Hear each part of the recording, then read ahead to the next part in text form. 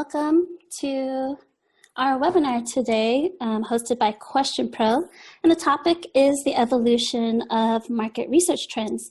My name is Esther LaVielle. I'm an implementation manager here at QuestionPro, and my co-host presenting with me today is DIY Marketer's very own Ivana Taylor. And Ivana is a publisher of DIY Marketers and works primarily with small to medium businesses on marketing and market research strategies. And she helps answer, some key questions in order for these businesses to make some smart business decisions. So not only is she a customer of ours, but she's also a mentor and a friend of us here at QuestionPro. So how are you doing today, Ivana? I'm doing so great, and thanks for that lovely introduction, Esther. Yeah, I have to say, I'm just going to share a bit of things you never knew about me. I was one of the original QuestionPro customers. I found them online when I was looking for a higher end survey tool for like a real market research project, and Vivek was my customer service rep. Yeah, so there. No. Yeah, it's changed quite a bit. So how many years has it been? I'm going to tell you, I think it was like 2004, 2005 when I started with QuestionPro. So I've been here a long time. Awesome. Well, so you think I should shut the poll down as we did these introductions? What do you think, Esther? Sure. Let's go ahead and shut the poll down. So that everyone can see what the results are. And we've got folks dropping in and saying hello. Marcus from Newport Beach. Oh, awesome. He's doing a bit ovation, cryptocurrency rewards. Love me some cryptocurrency. I'm all about it. You're up on this trend. That's really awesome. We got folks. Steven is from Madison, Wisconsin. And he does analysis for the Wisconsin lottery. Awesome. Very cool. That's an area I didn't really include, like an analyst, the more of like a statistical kind of folks. That's great. We are getting all sorts of different people joining us today, so thank you so much. Great. And so I wanted to go ahead and go over our agenda today. Is there any other feedback you want to offer on the poll before we close that? Nope. I think we're good. Okay, wonderful. All right, so on our agenda today, we're just going to keep it really simple because the meat and potatoes is really within these things. So we're going to talk about, doing a reality recap, what happens to popular research trends from the past, how have they evolved, are they still coming, are they not, why, what's going on. The second part of the agenda is looking at current trends in 2018, where do they come from and what does it mean for your business? And the third item is how to apply these current trends to your market research studies or strategies, using QuestionPro and also using some real world items that you're probably already doing and not realizing that you can do or continue to expand, especially in 2018. So let's go ahead and get started. So we'll look at some trends and do a quick reality recap. So, 2012, Ivana and I actually did a trends webinar, which was really popular. And we put 7 items out there that were supposed to be coming and merging. And those were including gamification of surveys and feedback, consumerization, network intelligence, social monitoring, doing panel management in communities, doing more user experience studies, and then we were going to see more mobile surveys and ethnographies. And we went ahead and did a survey that some of you may have seen from us, and we asked them, we asked people, how interested are you in watching and reading about market research trends? And as you can see from this, you can notice that, the majority of people, a little bit over half, are extremely interested in it, while others are somewhat interested, and then it kind of drops off, at 11% lower to neutral or not interested at all. And we asked people why they were interested in. And a lot of it had to do because historically, when technology started taking over basic market research processes, it really changed the industry. I used to be at a market research agency, so I know the direct impact of what technology had done, especially in between 2005 and 2009. And that was when people started to discover online surveys. And so instead of people coming to me to do market research studies, either on the phone gathering data or sending paper emails or paper surveys out or having a team to do it by hand, a lot of people were cutting out the middlemen, which included my company at the time, and going direct to online surveys. And so that was a huge thing that changed a lot of agencies. They either had to adapt or they went out of business, and in my old company was included in that. And so I think a lot of people that are in market research, they are very wary of technology because it did change things, but they're also very aware. Some of them have been able to use it as their advantage and continue and actually grow. And for those who did not, we see some of the consequences of it. But at the end of the day, market research methodologies and things are still the base and focus. It's just changed a little bit, or has improved because of the technology that we're seeing. So it's great that people are watching those trends and continuing to stay on top of them, because we don't know when the next technology trend is going to change the face of research and how we collect data. And so that's why we need to stay in tune with what that is. The other question we ask people is do you believe some of these past trends are still coming to fruition, or has the time passed, or is it no longer relevant? The interesting thing that we found from here is that even though these trends that we see on the left side were 5 years ago that we asked, a lot of people still feel that they're on their way. And the reason why was because, trends are a hot thing to talk about, but, the idea of actually implementing it is another story. And so it's fun to watch, but, who has the money, time, energy, or process to be able to do that? And so I think there's certainly opportunities for these trends to still come on board. And I think it's more about what people really need in the moment versus, we need to adopt because this is the hot thing to do. It's not the same as fashion. It's a little bit different when it comes to market research. Any feedback or any comments on that, Ivana? No, I think I kind of want to reflect just for our attendees information. Esther and I did a lot of talking about this, and I thought it was an awesome idea when she said, let's go back and see what happened. And I have to say that I was a little bit surprised that folks felt that they were still coming, because the observation I had was that when we looked at these trends, technology was still new. And,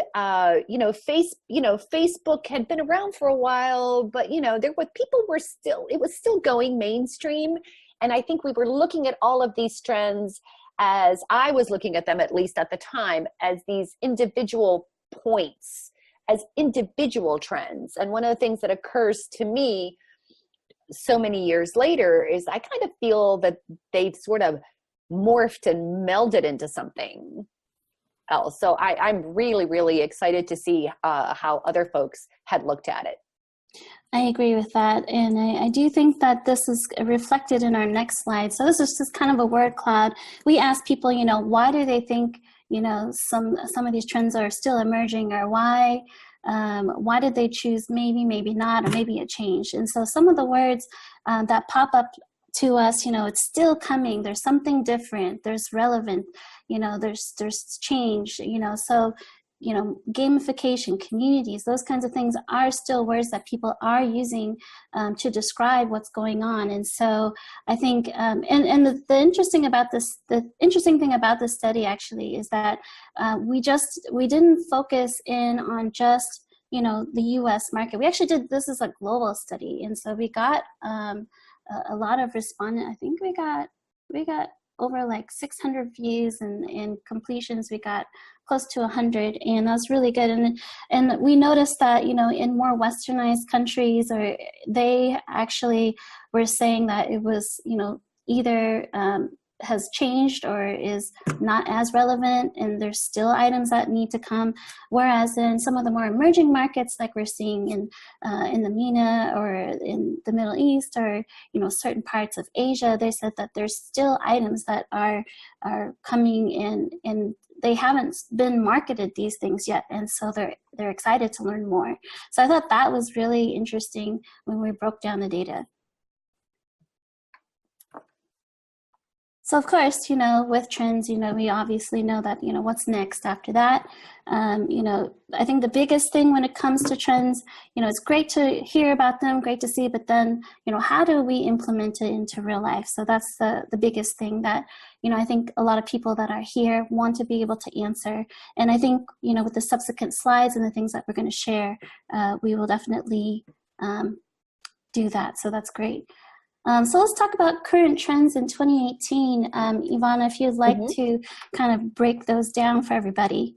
Well, I'm going to break these down because in 2018, as I mentioned in my earlier comment, in 2012, when we looked at the trends, we picked trends that were very, very specific to research and surveys. But if you know, anyone who's been not living under a rock has noticed how our lives, our professional and our business lives, have really collapsed.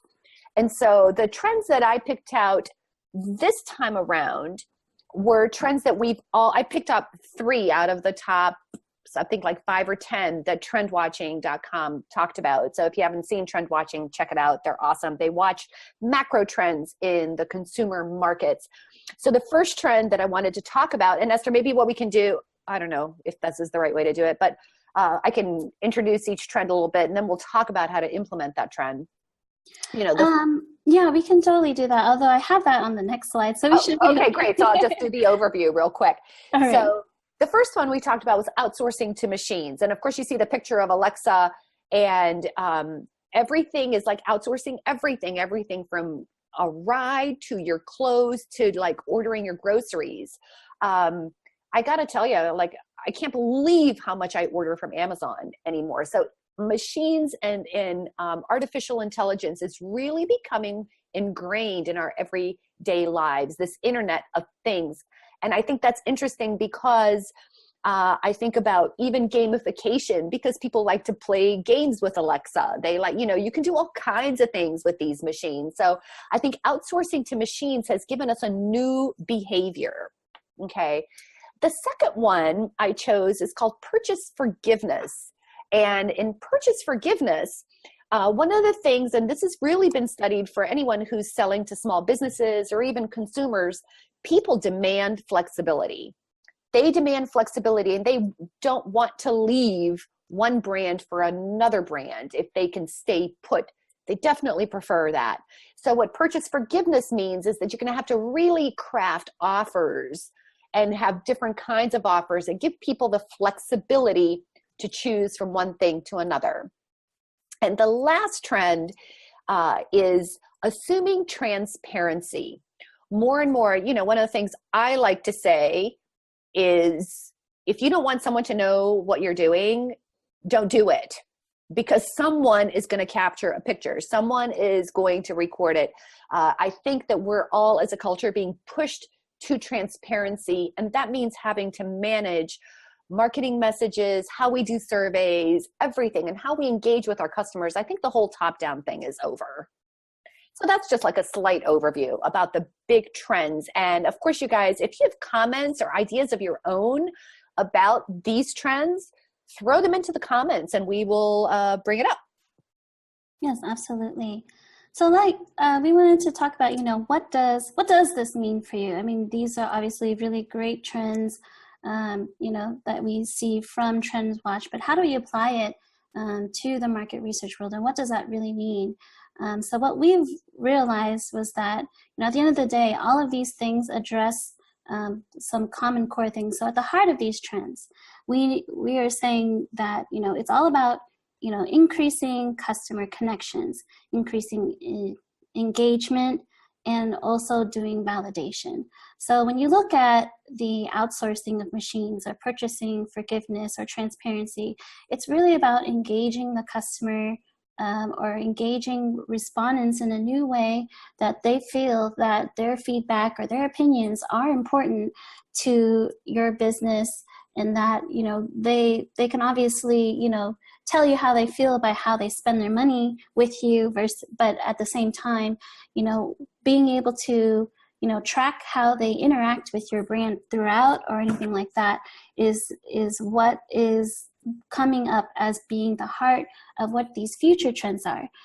So, you know, last time, like maybe in 2012, they were very specific, like gamification, panels. But at the end of the day, it's about addressing a true need. And so we really wanted to look at these future trends in a more holistic value so that people can be able to implement these trends, you know, right away. It's not something that feels daunting. And so that's what we really wanted to focus in. And so the other thing we did was we asked people, you know, how important are the following for your business in 2018? So we asked them, you know, customer connection, increased engagement, and validation research. We found, you know, over 50% found that, you know, customer connection and increasing engagement is very important to their business, to someone important, you know, but it is a very big part of what they want to do for 2018. And validation research, which is, you know, kind of somewhat new, but very equally important, is not high up on the radar. It's not a very sexy thing to do, but it's important because, you know, in the age of trolls and, you know, knowing who's real, who's not real, what responses are out there, validation research is a key part that actually gets incorporated with connections and engagement. And so it is becoming a more important item. And so we find people being curious about it. And so I think these are the three things that most people, you know, when you look at your goals and expectations and your Q1 business objectives, you can probably say that they do fall underneath these three holistic trends. Ivana, do you have any feedback or comments on that? No, I think that's spot on. So I do want to bring up a question that we had from the audience. Now, we'll probably talk a little bit more about that. Mm-hmm. But the question was, do you see a time where we demand transparency? And I think this reflects back to your validation comment. Don't you think? Like this idea of, I think people want to be able to trust, you know, what they are getting.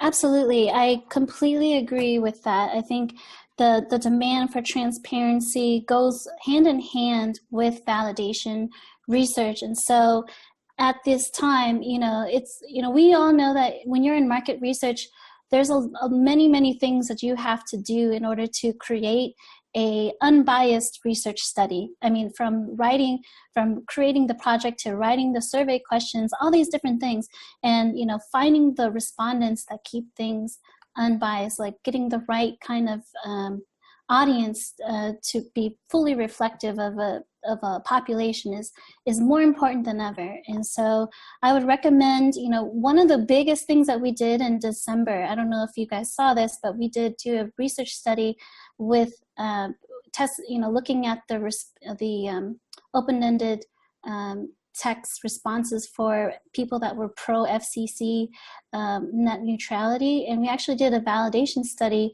and asked people, did they make these comments or did they do this? And majority of them actually came back as not real, or they were real but they didn't make those comments. And so it was really interesting.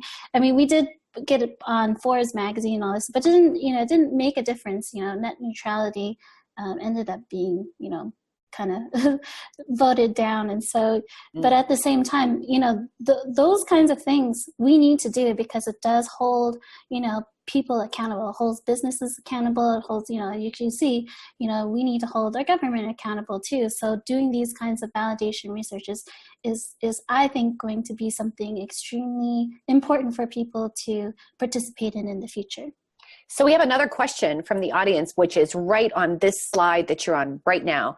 And the question is from Kathleen: what is the difference between customer connection and customer engagement? Maybe you could talk about the survey side and how you distinguished it inside of the questions, and I can add in. Right. Yeah, no problem. And that's a really great question. I think at the end of the day, and I think I'm going to take this from one of your examples that you had told me, Ivana. When you're working like in a market research agency, a lot of times you'll have like a pool of people or a network of people who are used to taking surveys. And so they will answer questions in a certain way. But if you are a business and you're contracting this outside, you may or may not always get a true customer's reaction to things. Why? Because they might be busy. They might not be able to truly, have the time to give you what you need. But in reality, those real customers, those are the ones that are going to give you the best answers that will help you with your business decisions, not necessarily the outsourced information from a group of people that are used to taking surveys for, a little bit of money here and there. And so the idea is to increase customer connection, to really get in front of the customer, to really talk to them. So there's been a lot of times where people can assume that their customer is doing things, but to actually get in front, have a conversation, have them have a place at the table is the true customer connection that a lot of companies and businesses are going for. So the Amazon model, as you guys probably have heard, Jeff Bezos always has a chair, an empty chair in every meeting because he wants that chair to represent the customer. So the customer has to be at every single meeting, no matter what.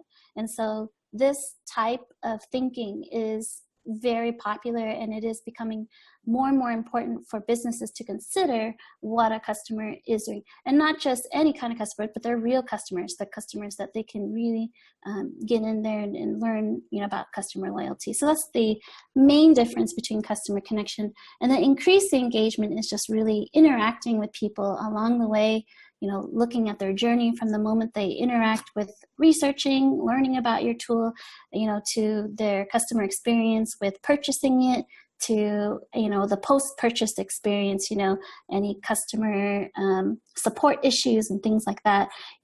Being able to track that is really about the engagement and making sure that, it's as good as it can be throughout. Any other, yeah. I actually have a simple example. I have an actually very visual example, and Esther, you and I were talking about this as well. Mm-hmm. So imagine this. I have eaten at Applebee's before.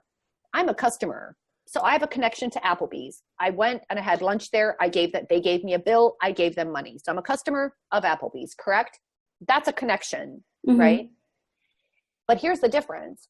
Applebee's joined into several Twitter chats where I was participating. So now they were engaging with their customers, and they were like, well, what did you have for lunch? And, oh, we love that. And so which location were you at? And so on and so forth. That's customer engagement, right? So having a connection with a customer just by virtue of having a customer and having them give you money or purchasing from you over and over again, that's a connection. But engagement is actually being in conversation with them. Mm-hmm. That's a good one. I like that one. Now you're making me hungry. And we're going to get to, I see Mark made a question or comment, but I'm going to wait to answer that, Mark, until we get to that slide, because I think it's more apropos. Okay, great. All right. So we're talking about how to apply some of these trends. And so you can see, I guess, Ivana, if you want to go ahead and kind of talk through some of these items. Mm-hmm. Sure. So we decided to take these ongoing trends that were going on and give you some tools on QuestionPro as to how you can maybe take advantage of those trends. Now, one of the things that we were talking about, maybe if you heard us, was that if you start working on a trend little by little, it's going to be so much easier to step into the trend as it becomes more and more real. So when we talked about outsourcing to machines, so I thought we'd give you some ideas. One of the things you could do is connect with your customer and engage with your customer using a customer research panel. QuestionPro has awesome panel tools. I run a panel off of QuestionPro and totally love it. Esther, I really love this comment on here. I thought this was really fun. Snapping pictures of a product for review and machine tracking gestures. I know that we have ways of knowing, like when you're in the store and it'll like pop up a geo tracking survey or something. Maybe you could say more about inside of this outsourcing to machines. You can talk a little bit about some of these other QuestionPro options. Yeah, absolutely. Well, I think a lot of the things that we really want people to know is that, we are looking to capture authenticity. And so authenticity these days, is probably going to be outsourced, because at that point we can actually capture it in the moment. And so that could be geolocation surveys. It could be snapping pictures. If someone got a box from Amazon and they open it up and there's something wrong with it, then obviously they're going to take pictures of it and post a review and be like, hey, this thing is not what I imagined it would be. And so those are the type of reviews that people are going to be looking at, and using to make a purchase decision later on. And so we're seeing more and more people use these kind of frame of references from respondents to make purchasing decisions. So I think that's going to be good. The other thing we're seeing, like with tools like Alexa and Google Home and all those different things, Siri, is, being able to, track gestures or listening. And we're already seeing, like companies like WeWork, which is like a community working building where people can, rent a desk or something like that, or an office within a space. They're all Alexa ready. So if they need to have people schedule meetings, or they need to power up something or call someone, instead of having them do it, they just ask the tool to do it. And so those things can be tracked and used as part of market research as well.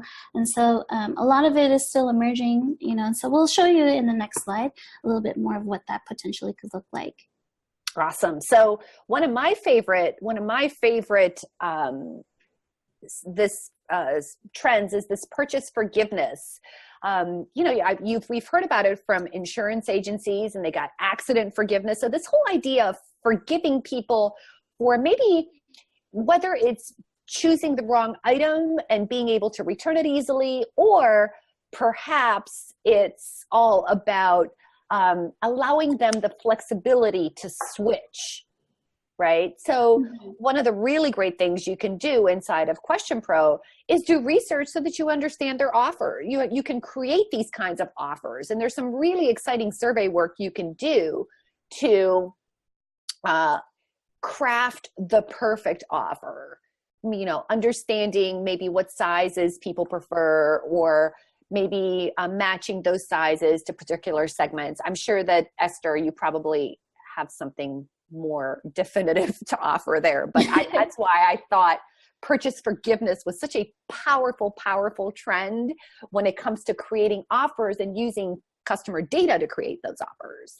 Yes, absolutely. And so, one of the things that we offer, in QuestionPro is the if you're doing, net promoter score surveys or customer satisfaction surveys, there's this opportunity for you to build and look at a comprehensive QuestionPro customer experience and be able to track the customer journey from beginning to end, and be able to rectify customer experience with smart loop automation systems that will notify people when people are having a bad or a great experience, to be able to engage with people to make it right. A lot of times, I'm sure we've all had a situation where, something didn't go well, but then people, the company went above and beyond to fix things. Like, I know we've had a few times where, I've had issues with my car, I bring it in, and then somehow, they found something else that was wrong, but they fixed it pro bono, instead of charging me extra because they already know they did. So for us, that's a great experience, and I'm going to go back to them because now they've built that trust.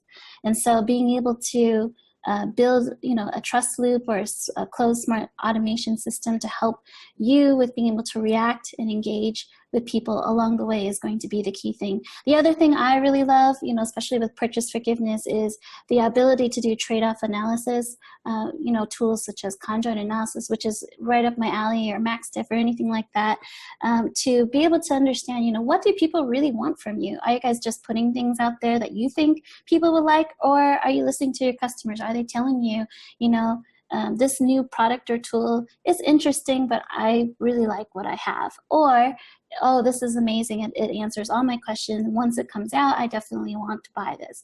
And so using tools like conjoint analysis and MaxDiff is going to help you with bringing, new products and services to market, and then also looking at opportunities not to cannibalize your existing market. Awesome. So I'm going to jump into assume transparency. So one of our attendees, Mark, said blockchain technology will massively assist in transparency by using a public ledger and smart contracts supporting your statement regarding the net neutrality example. That's what you were talking about. Mm-hmm. So creating real world and accurate survey results, real versus not. So I think this idea of transparency, and I think Mark had also asked the question, like, do you think the transparency that we're all going to demand transparency? And I'm kind of curious what you think, Esther, but I can't imagine not. I mean, right. Facebook knows what color underwear I have on any given day. Do they? It's incredible. Sometimes I swear to God. So I think it's going to be very difficult to get away from transparency. And at the same time, I think it's really important to, for organization. I mean, you have to manage your marketing message. And I think this again leads us towards the difference between customer connection and customer engagement. Because if you have a relationship with that customer, mm-hmm. then I think that transparency almost becomes natural. Right. I agree with that. And I think, what Mark had said earlier about, the need for transparency and validation. If you go back and read some of the posts, from our CEO and founder, Vivek Bhaskaran, who is one of the major players in the net neutrality project, he believes that it is going to become, a major trend, and that businesses should be aware that transparency is a must. And I think you can kind of start seeing that already when it's on Twitter and it's on social media. A lot of people want authenticity. They're craving it. Even with technology, even though we hide behind a computer or behind our phones, people are craving that authenticity. And I think we are craving that authenticity from brands just as equally as from people. And so I think it's going to be a very interesting thing to see play out in 2018. I think so. I was thinking about, no, go right ahead. Keep going. I was wondering, did you want to run another poll? That's exactly what I was wondering. I was looking at the poll questions. I am going to launch a poll. Okay, yeah. Launch a poll just to take I just want to take a temperature from everyone who's there. Yeah, absolutely. You guys can see it. There they go. Vote, people. Well, I'm glad to see that folks are really feeling that we're on the right track here. Yeah, take a little time. All righty. Okay, I'm going to shut this down. It's going to shut down very shortly here. All right, last vote. All righty, here we go. 3, 2, 1. Okay, so most folks feel that the trends are relevant. Well, I hope so. That's what we were planning for. All right, although some folks feel that they're just not sure yet, and that's totally okay. Totally okay. Did you share the results? I'm not sure if you did. Oh my gosh. Oh, I thought I did. Oh, Lordy Lord. Share results. No, wrong one. Oh my God. Hold on a minute. I got to get the right results. Share results. I thought I did. Can you see them? Yes, I can see it now. Okay, great. Perfect. So most folks feel that they're relevant. Some folks feel that they're not sure, and that's totally okay. I don't have Alexa. I have a difficult time talking to machines. They don't seem to understand me. Yeah, me too. I have such a soft voice that they don't even know how to say my name. So yeah. I get it. I get it. So let's keep talking about these trends that we've been talking about. We've kind of taken it one step further, haven't we? Where you've even really given. So for those of you guys that are looking for some great strategies to insert into your marketing plan, this is it.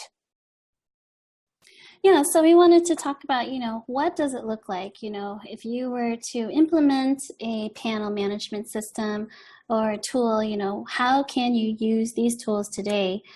So for example, with QuestionPro, we have a communities management system called we call it communities, but it's a panel management system. And basically it allows people to use it as a forum, or you can send surveys out. The biggest thing that I think will be, is very beneficial versus like doing like an online, like a Facebook group or something, is the ability to be able to profile and track people's participation and engagement. If you have information like, you know for a fact that they purchased something, or for a fact that they filed a customer service issue or anything like that, you'll be able to track that and then be able to use that as a way to profile and dig deeper into the type of information and solutions that you're trying to get from people. And so like, for example, this is just a forum, we're asking people, what can businesses do to get people to adopt AR and VR technology? I know, so allowing people to respond, and then from there, having people be able to, come back and so the community's admin can come in and respond and tell people, and it could be private or public. And so there's a lot of different things you can do here. Other things you can also do if you want, engage people, to have people post, idea boards. So if they have, ideas and things that they would like for a brand that they love to consider, and there's other people in there that think it's a great idea, others can upvote it if they like. And so it's a really great way to engage people and have users or forum folks be able to engage with each other and educate each other and learn from each other as well. And it's a great way for people that are survey admins or community admins like Ivana to watch what people say and discuss, and then use text analysis to review what they're saying, and all sorts of great things from there. Other things you can see, obviously, with the world, I'm, going to phones, being able to give feedback immediately, whether or not that was a great, meal that you had, you can take a snap of it and share it right away.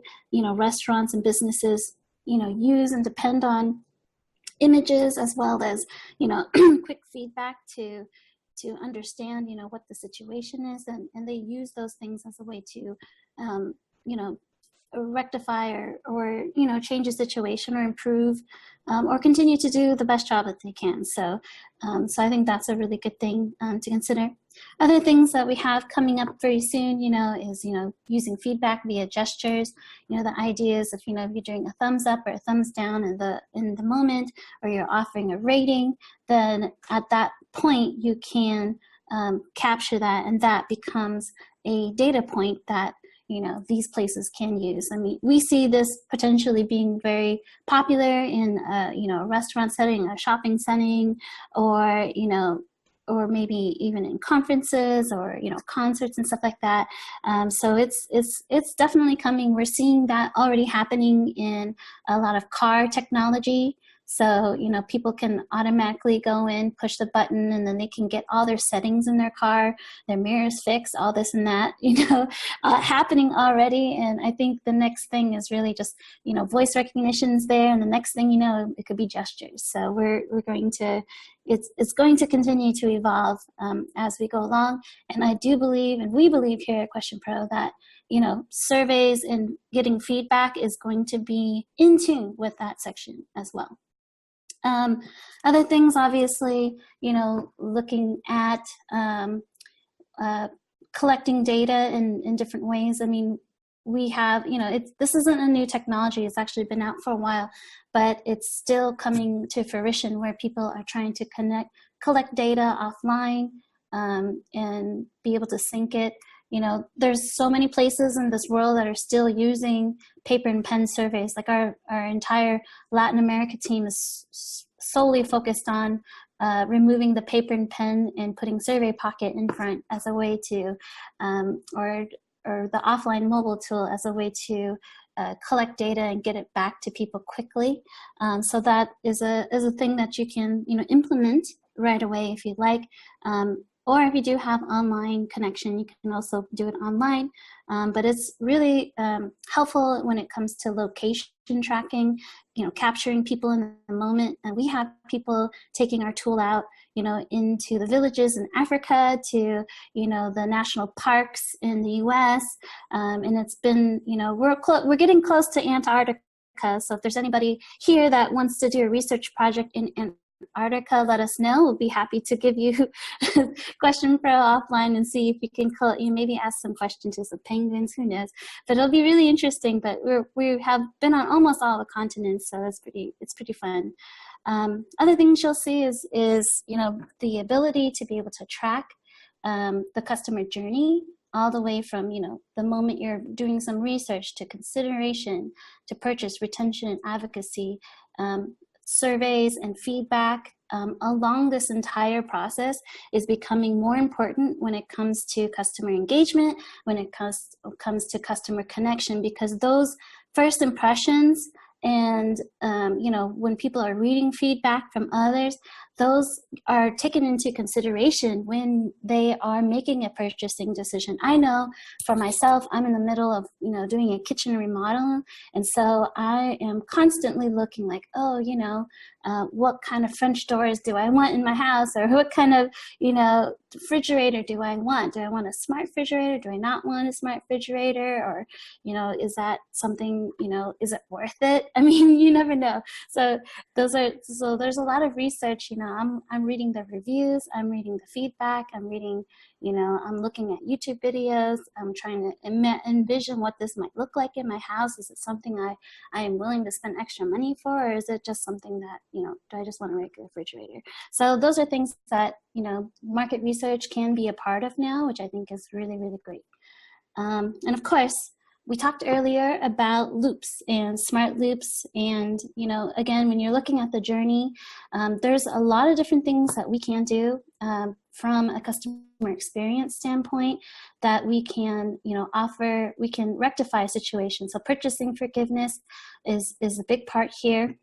And being able to be very transparent. So, anytime people give you feedback, being able to analyze it, being able to push it to the right people to make it right, and then being able to go back and allow the person or the respondent to give you a follow-up feedback on the experience of what you did, to fix any root causes of issues or managers taking action and things like that. So there's a lot of different ways that you can look at the journey. So, one side of it is closed loop with customer alerts, looking at whether or not, the net promoter score is high or low and how to fix it. And then looking at a smart loop is looking what is the root cause of an issue. Is it a location issue? Is there something with issue with the program, with looking at employee efficiency? And then, of course, looking at different kinds of engagement. It could be employee engagement. It could be customer engagement. So there's a lot of different things you can think about. So even though the customer journey kind of goes in a straight line, within there's a lot of little mini loops, required to push people over and to have the best, experience with you. So, of course, a lot of other things that we're seeing here. We're looking at, with conjoint analysis, this is just an example, like we're asking them, what brands, what kind of phones would they prefer? And then, just being able to put out what people would really like. And so when you're in the process of doing a new research on new products and services to consider, I would say conjoint analysis or MaxDiff, those kinds of questions will be very important to program into a survey to be able to get a better understanding of what your customers that you want to sell to in the future truly want and need. And of course, communities, we talked about that earlier. So many different things you can do with it. So with the panel management system, so it can engage, it can discuss, it can post topics, polls, documentations, it can even go mobile. I mean, there's a lot of different things you can do now. It's a lot more advanced than the old databases that we used to have on legacy, where people would have, rows and rows of information and profiling, but there was not a lot of engagement options. So being able to do both at the same time is the much more efficient way to do it. And of course, social media, social networking, being able to implement all of this together in a way that engages people, and then being able to pull that information and tie it to your quantitative and qualitative data is really going to be the key to help you with implementing these, 3 trends that we talked about, and then being able to hyper focus in on the holistic trends, which is truly customer engagement, truly, increasing your connections, and then being able to validate. All right. Any questions or any comments on this, Ivana? Well, I just, as you were talking, one of the things that really stood out for me is the sort of story that we're kind of pulling together. All these great tools, whether you're talking about panel management, whether you're talking about the conjoint analysis, and I'm old enough to remember we're doing a simple conjoint study, cost like $30,000 and $50,000. And now you can just do it with a click of a button. It's so amazing. But all of these things are literally starting with customer connection, moving to engagement. You're providing the validation. All of that builds loyalty. And as the Gallup polls always say, the more customer engagement you have, and we're talking about customers right now and trends, but I think the same thing applies for employees as well. So those companies that have engaged employees and that have engaged customers and are taking these journeys seriously and these trends seriously are actually more profitable. So it occurred to me that instead of research being an expense, it's really an investment in customer loyalty. Absolutely. I totally agree with that. And, as you can see with the slide, people that are tracking what people are saying along the way, it's going to influence, the items above. We're looking at product, we're looking at support, resolution time, experience, and then also getting things on pricing. So you're hitting a whole bunch of different departments within your organization. If you're talking to the product team, you're talking to customer service, you're talking about, the sales team with the pricing, those kinds of things. Those are, being able to, create a holistic resolution to cover many, many things will become more invaluable, I believe, as we continue to go along. And I think more businesses, as, they're looking at, successful companies like Tesla, or they're looking at, Amazon and so on and so forth, who's really listening, and those are the ones that a lot of people are looking to emulate in the future, including us here. So the next section, we just wanted to tell you, what are the next steps? We're telling you all these trends, we're telling you, all the, where to go, how to get started. But the next steps I really wanted to encourage you to is to reach out and actually talk to a real person. So I want to introduce to you some of the experts that can answer any question regarding a solution that you are intrigued about when it comes to customer connections, engagement, and validation. And so the first one obviously is Dan Fleetwood. He is our communities he is our communities president, and he has offered an opportunity for you to sit with him to discuss if you are considering putting together a private or public panel management solution, what can that be? And if you do set something up with him, he'll offer, a free promo, which is free setup, training, onboarding, and 5 hours of initial community setup. And of course, this is a great value. I would definitely recommend, if you are on the fence, haven't considered it before, you're looking at other tools, it is definitely worth talking to Dan. He's very passionate about communities, about panel management systems, which is a very funny thing to be passionate about, but at the same time, everyone has their own thing. so he's a great person. So I say reach out to him. His information is there, and you can even like shoot us a quick email to us and say, hey, I'd love to get introduced to Dan. And the second person I wanted to introduce to you is Sandy Stretch, and she joined our team last year, and she is just a wealth of knowledge. So a lot of the information that we talked about when it comes to customer journey, to building a process that looks at smart loops, closed loops, how to engage people to be able to react and be proactive. She's amazing. I would definitely set up some time to discuss, if you have a certain situation that you need to improve the customer experience of anything at all. She has seen it. She's been in the business doing customer experience for over 10 years. And I would, every time I work with her, I'm constantly always learning from her. And so I want you to be able to learn from her as well. And just reach out to her, talk to her, and be like, hey, I'd love to be able to, sit down and talk about a CX or customer experience solution.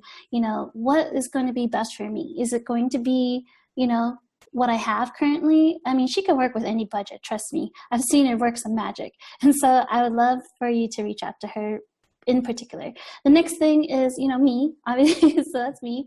If you have any questions about Conjoint or MaxDiff, I really love, I have a research background, so I went to school doing, my degrees in marketing, but I focused in on a lot of market research. And then, of course, after that, I focused in on, qualitative and quantitative information, data research. And then, here I really specialize in Conjoint and MaxDiff projects. So if you're looking to, repackage products or looking for new products to be coming on board, I can walk you through the best practices to set you up for success, especially, here with QuestionPro. And of course, Ivana Taylor, love for you to, share anything if you have anything that you'd like to say about what, people can, how they can reach out to you.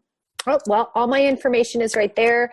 You can find all kinds of small business marketing advice over at DIYmarketers.com. Email me, catch me on Twitter. If there's anything I can do to answer a question for you, just reach out to me. Yes, absolutely. We will do that. And I do have a question before, especially since you were talking about Conjoint. I have a real market research question here from someone in the audience. Mm-hmm. I think we're getting to Q&As very shortly here, but it says here, could you comment on the validity of Conjoint analysis as a research tool, given that much of the consideration process is getting truncated due to the direct influence of others, rather than the choice being driven by an individual preference? Did you get that? Yes, I did get that. And it is a very, very good question. And perhaps I may not be able to answer all of it here because I think it really depends on many different things. So the first thing, obviously, is your homogeneous audience or your respondents that you are focused in on testing or running the Conjoint project. So that's the very first thing that I would probably be looking at is this respondent base that you're targeting is it a mirror reflection of the people that you want to sell to in the future, so on and so forth. So, a lot of things, when it comes to validation, that would be a huge area. So as we know, when it comes to market research or surveys, it's half survey, half respondents. And a lot of times people don't think about the respondents, but the respondents are equally as important. And I would say with this type of research, it is absolutely critical. And so the size of it, who they are, the profile that you have does reflect and does influence the way you set up the project in our system for the best results. And so when it comes to validity, I would say, looking at the audience, knowing who you are targeting, and then kind of working sort of backwards from there to create a Conjoint analysis project to fit what you're looking for is what's going to give you the most success.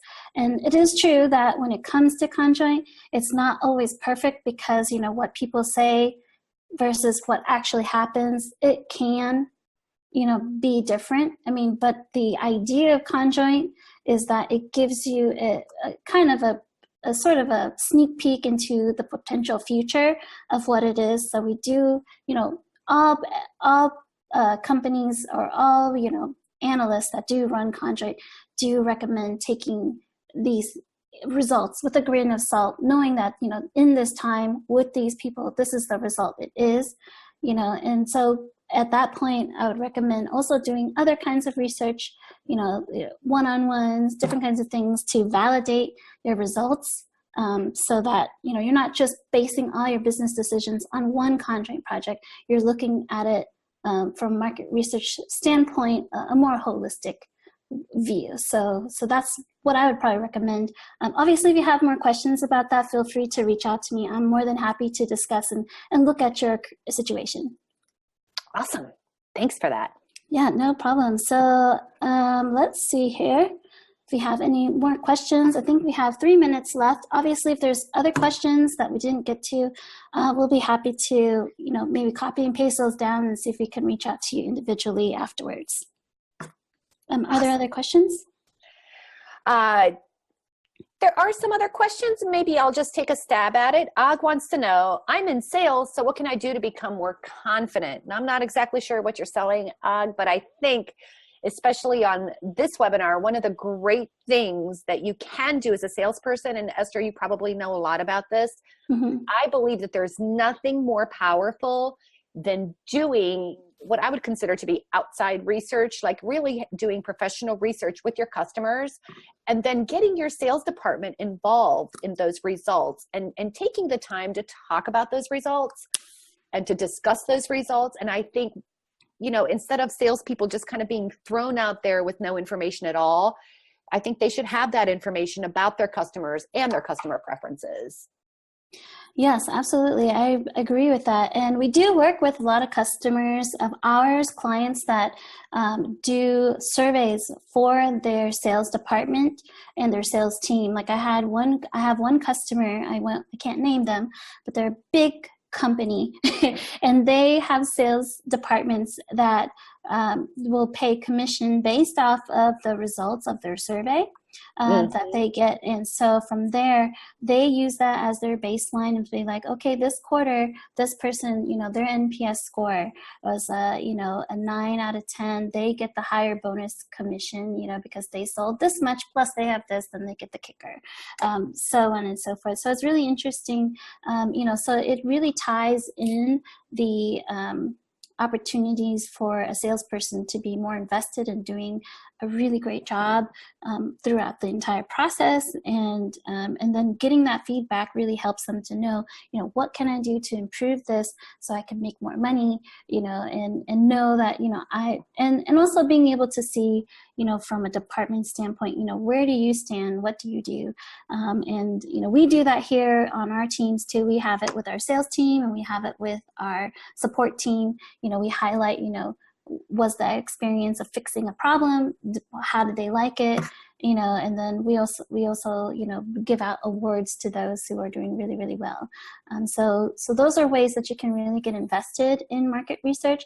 So if you have a manager or sales department that's interested in bringing an element of market research and feedback to make you a better person, certainly reach out to me. This is stuff that I love, and we'll be happy to discuss, what options that there might be out there for you.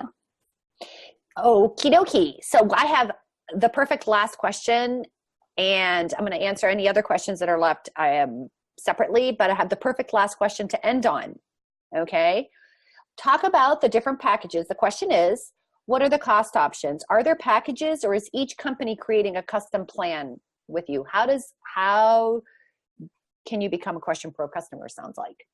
Oh, that's a good question. QuestionPro, we really encapsulate everything together. So, I would say, the people that, maybe if I go back one slide, I can show you. But, each person that I talked about, they're underneath QuestionPro. So, it depends. I mean, we have this really flexible license that we can customize for your needs. And so we're not going to sell you things that you don't need.